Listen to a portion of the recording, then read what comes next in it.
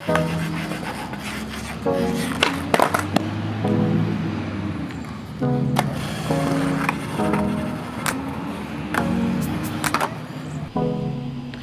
there, what's going on? My name is John. Welcome back to the channel, maybe welcome to the channel for the first time. If you don't know me, I'm gonna start off this video like you have no idea who I am. So my name is John. I make videos on YouTube. I have a main channel. This is my second channel.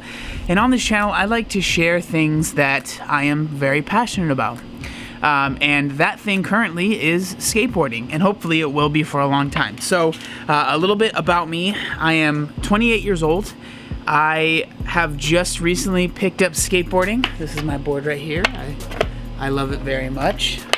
I've recently picked up skateboarding probably about 2 months ago, and but there's a caveat to that. So I have skated my entire life. So growing up, probably, I don't even know, honestly, how soon I started skating. Probably 6 years old, maybe even sooner. You know, you see Tony Hawk on the X Games, you see Tony Hawk's Pro Skater, all that stuff influenced me to want to pick up a skateboard. So since basically I was, 6, 7 years old, something like that, I've been able to ride a skateboard. And for many years, I would ride my skateboard to school. It was my mode of transportation. So I have been comfortable on a skateboard, since I was young. Now, again, if you don't know much about me, you won't know this, but when I was younger, I was actually really, really large. And so skating for me was difficult as far as trying to do tricks. I could skate around, I could get places, I would skate miles sometimes, but when it came to trying to try ollies, trying to do shove-its, trying to do 180s, stuff like that, I would practice for maybe 5 minutes and then I would give it up because in my head I was like, I'm too fat and I don't want to hurt myself. And then on top of that, I just didn't have much of a work ethic at that time when I was a kid. I just wanted to have fun. So I would practice in my head for a long time, but looking back, it was probably about 10 minutes. Skating though has been something that has been a passion of mine for a really long time. But I feel like once I got out of high school, that's like basically when I stopped skating. Once I got out of high school, which was 10 years ago now, because I'm 28. But once I got out of high school, I felt like, well, it's kind of, too late. It's too late for me to want to start skating. So with all of that being said, like I said, 2 months ago, I decided to pick up a board and start skating again. So real quick, I want to show you all of the tricks that I am able to do after 2 months.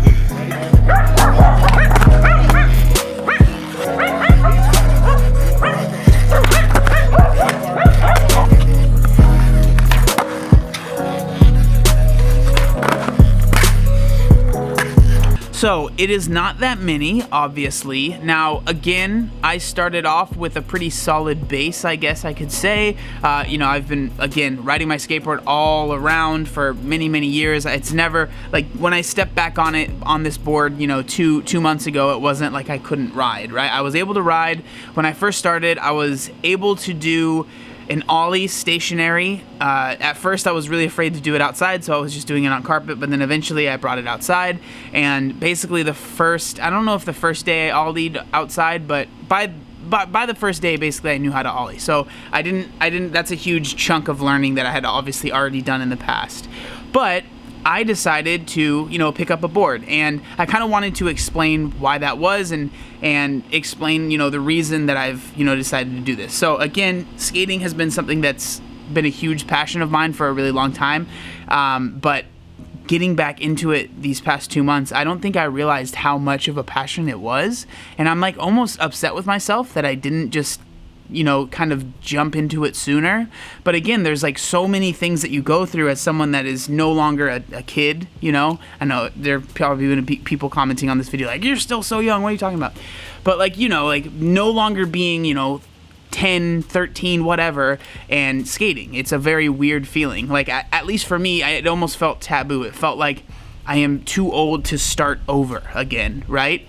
And eventually one day I was like, you know what, screw that, man. Like, this is something that I want to do. This is something that I think will be fun, and so I'm going to give it a shot. And so that's what I've been doing. And honestly, like, it's been such a good experience, and I'm so glad that I actually, got into it and I decided to start skating. I don't really know what this video is. I don't really know what, I don't know if I want to make this a series. I mean, I would love to, but I don't know really how to do that, because obviously I'm not very good. It's not like the skating is going to be very fun to watch, I feel like, because it's just gonna be me trying to do a lot of like flat ground stuff and failing for most of it. But at the same time, I love being able to share, I want to be able to share this passion with others, and I think being able to document that would be really cool. I guess I kind of wanted to share maybe tips, because a lot of people have actually, I wasn't going to make any videos about this because I just felt like it was not really interesting. I wasn't. But I've been sharing a lot of the journey on Instagram, and a lot of people have actually asked me to make videos on it. So I was like, okay, well, I'm not going to sit here and act like I'm a great skater. I'm not, right? But how can I add value? What can I share? And I think, like, encouraging other people that are out there that maybe have a similar story. They skated when they were a kid, maybe never got very good, or maybe they did get pretty good and then they gave it up and now they feel like they can't, right? I'm sure there's a lot of people out there that are like that. If I can encourage you to just, pick up a board and start over again, that's awesome to me, because I seriously can't express how glad I am that I decided to do it. So I guess like a couple tips, just I guess to start off this video, or to start off this series, if that's gonna be what it is. A couple tips is, like, the first thing is do it. But the second thing is, like, I made the mistake of not going to a local skate shop at the very beginning, and I went to just like a big chain store, and I got the good equipment for the most part, but some of the stuff, like the trucks didn't match up with my board and all this stuff. So I eventually actually went to a local skate shop here in San Diego. It's called Local Skate Shop. That's literally the name of it. And I'm really glad that I did that, because through there, I was actually able to meet someone who is like a pretty good friend of mine now. He was working, and he was able to help me out with like picking out the right gear. So like my biggest tip is go to, if you can, like if you have a local skate shop in your area that's not like a big name brand store, because you'll be supporting a small business, obviously, but most likely the people that are going to be working there are going to be people that skate, that will be able to help you and give you the right equipment. The other thing is obviously don't be afraid of wearing safety stuff. Like, if you don't feel like you're a dork if you're wearing a helmet or pads. Like, it's funny because the skate park that I go to pretty frequently, it's probably a lot of times it's almost like half of the people are wearing pads, half of the people aren't. So it's really no one even thinks anything of it. I haven't seen a single person get made fun of for wearing like a helmet at all. I haven't seen that one time. It's like no one even thinks about it, because it seems like so many people do. I don't know if, I feel like this is something that's changed over the years, because I know when I was younger, like no one ever wore pads. It was like very taboo. It seems like now, which I guess is a good thing, it seems like now it's a lot less taboo, and a lot more people actually do wear helmets, especially. But if you want to wear wrist guards, if you want to wear knee pads, if you want to wear elbow pads, then like go for it if that makes you comfortable. A couple things that I did at the very beginning was I just found like an empty parking lot, and that's where I skated on, because I was really, really, really nervous to go into an actual skate park. I actually went to my local skate park one time. I got there, and then there was just tons of kids, and I parked, I got out of my car, I sat, and I looked, and I couldn't put my board down and try and practice there. And so I ended up just like driving to the parking lot that I practice at normally, and I skated there. And so like, if you can find a flat, parking lot to practice on, that's great. If you have a driveway, obviously that's great too. But I think like the biggest thing is, one, you have to put your ego aside, but just understand that like people aren't going to be judging you as much as you think they are. There might be people that might say something mean. There might be people that are kind of rude. Like, obviously I don't know everyone in every situation, but I will say, if it's something that you really want to do, and it's something that you really want to get into, I would encourage you to do that, because you don't know, like, you might end up finding a passion of yours that you didn't realize was there, or maybe you thought was there and you finally have unlocked it. And for me, it's just been like, I don't know how to explain it, but it's all I think about. Like, I want to skate all the time.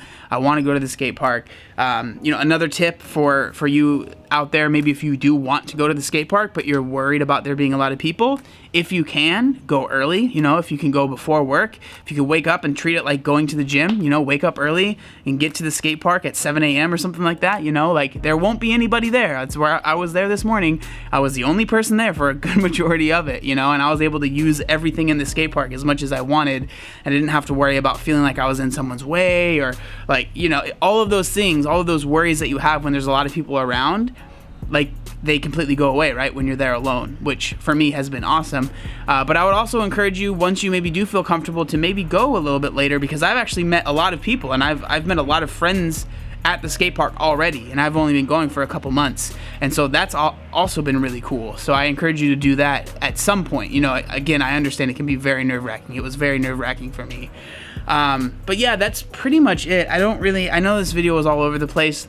I've been wanting to just get the first video out there, explain my story, and see, I kind of want to get ideas from you guys, of what maybe I could make in the future, if that's something that you guys want. Obviously, this is a very niche thing, but it's something that I'm passionate about. So if you guys have any ideas for videos or anything like that, that would be awesome.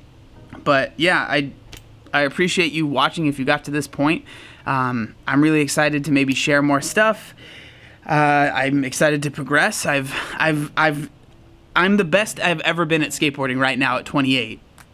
After just really putting in work for 2 months. Before, I skated for so long, but I'd never really practiced, which is so frustrating to me. I think back to it, and I'm like, man, why didn't I just practice? But I was a kid, and that's what I did.